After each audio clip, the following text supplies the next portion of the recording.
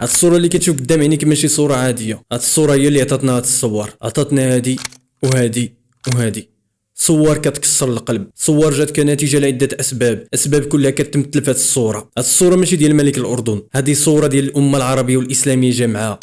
الحرج والضبابية والارتباك وتضارب التصريحات، هكذا وصف لقاء الرئيس ترامب بالملك عبد الله أمس إثر زيارة الأخير لواشنطن. صورة بألف معنى، صورة فيها الخوف والخنوع، فيها الارتباك، فيها اللا حيلة. حنا هنا ماشي كنتقدوا ملك الأردن، حنا كنتقدوا ريوسنا والوضع اللي وصلنا ليه، حيت هاد الصورة هي مجرد صورة كتعكس الواقع ديالنا. فالسؤال هو علاش وصلنا لهاد الحالة المزرية؟ علاش الأمة الإسلامية منبطحة؟ علاش الأمة الإسلامية منهزمة؟ علاش الأمة الإسلامية في يدهاش حيلة؟ علاش جات الشخص اعلن على أخطر قرار ممكن يتخذوا أي رئيس في العالم؟ شنو اللي خلاه يتاكد باللي هو قادر ينفذ هذا القرار وما غاديش يكون اي رد فعل من الجامعه العربيه؟ هاد الاسئله كامله غادي نكشفوا عليها الستر في هذا الفيديو. في هذا الفيديو غادي نصدمك، ولكن الحقيقه يجب ان تقال. حقائق مرعبه نعم، ولكن خاصها تقال. سمعني مزيان وخليك معايا حتى الاخر. ما تنساش تخلي لي واحد لايك للفيديو وشي تعليق، لان الصفحه كتعرض للضغط من قبل البلاتفورم. الا ما لقيتي ما تكتب الحمد لله. انا عزيز من قناه ازرق بالدارجه. الهدف ديالي من هذا المحتوى هو نخلق واحد التاثير زوين عند الشباب. خلينا نبداو.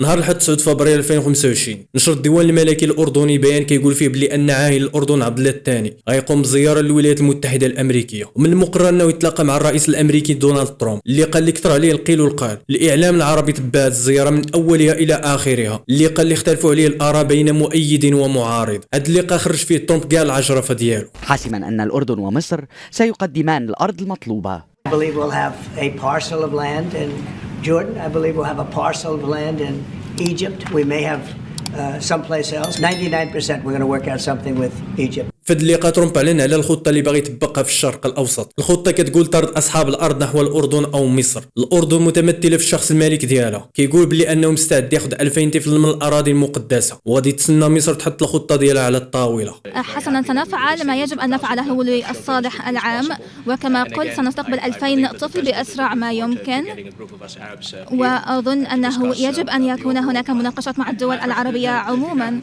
مصر فاش سمعت بلي الخطه غادا تطبق، خرج السيسي مباشره باش يعلن على رفض مصر لهذه الخطه المشؤومه، وقال بلي هادشي مستحيل يقبلوه المصريين. التهجير بالنسبه لنا احنا خط احمر، خط احمر لن نقبل به ولن نسمح به. السيسي ما جاش وقال هذا الكلام من فراغ، هو عارف ان الخطه ديال هاد الناس هي يجريو على اصحاب الارض من ارضهم، ولا دخلوا لمصر مصر غادي تنوض فيها الروينه والفتنه، وبطبيعه الحال اصحاب البغريره فوق الراس غادي يدخلوا لمصر باش يضربوا المقاومين، وهكا مصر غادي تجيب الربحه. غينتقل الصراع من الاراضي المقدسه الى مصر. مصر اول رد فعل دارته هو استعراض عسكري للجيش المصري. عناصر الأمن المصري من الرجال والسيدات مزودون بأحدث الأسلحة. آليات عسكرية تستعرض قوتها على الأرض.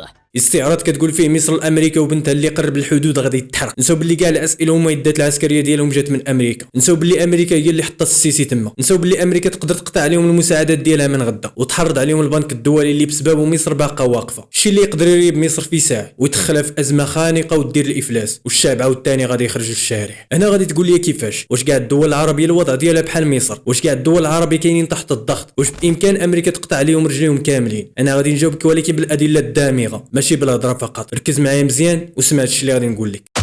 خوف العديد من الدول في العالم من امريكا هو نتيجه لعده عوامل، منها تاريخيه وسياسيه واقتصاديه وعسكريه. حنا غادي نتكلموا فقط على العالم الاسلامي اللي كيهمني وكيهمك. اولا، امريكا عندها القوه العسكريه. الولايات المتحده الامريكيه عندها اقوى جيش في العالم حاليا، مع قدرات عسكريه جد متطوره، هربانه في المجال ديال التكنولوجيا والاسلحه. عندها القدره على التدخل في مناطق مختلفه من العالم، اسيا وافريقيا والشرق الاوسط وامريكا الجنوبيه. فيما مشيتي غادي تلقى الجيش الامريكي. ثانيا، كاين الاعتماد الاقتصادي على امريكا، منها الاستثمارات والمساعدات الاقتصاديه والتجاره وكذلك الاستيراد. هذا الاعتماد كيخلي الدول العربيه تعيش تحت ضغط وحذر، والخوف من اتخاذ اي مواقف تقدر تخسر ليها العلاقات بينها وبين امريكا. اغلب الدول العربيه كتقدى السلاح ديالها من امريكا. مصر والاردن كيتلقاو سنويا مساعدات ماديه من امريكا. امريكا كتضخ في الخزانه ديال الاردن ما يقارب 1.45 مليار دولار سنويا.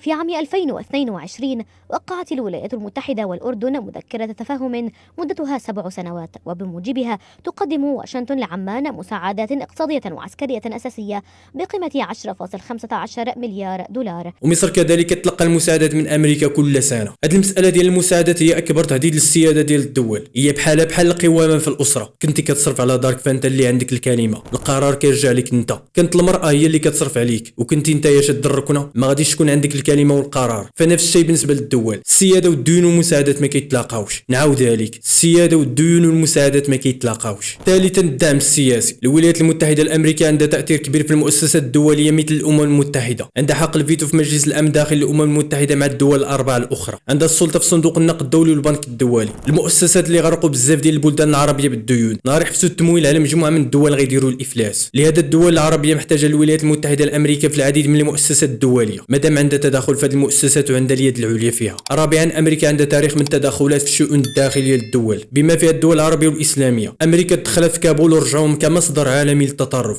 تدخلوا في العراق وشتتوها وحيدوا صدام من الحكم بل من الحياه.